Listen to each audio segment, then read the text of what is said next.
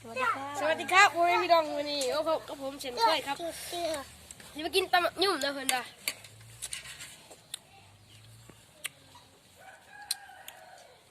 มันบดจวดแล้วเพื่อนนะเนาะมันบดจวดขึ้นนะ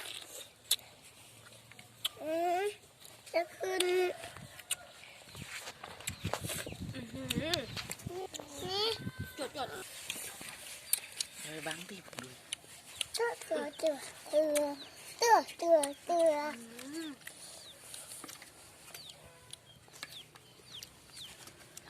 ชิมดิ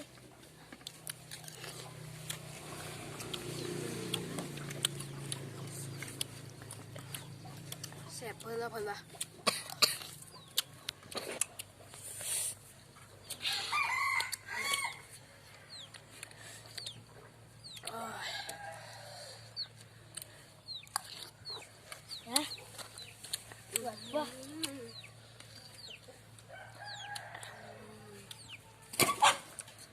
มาเลยอ้วนเนาะเพื่อน ใครตีกันบ่ มันนี่ก็ช่ำดีเลยแสบเนาะ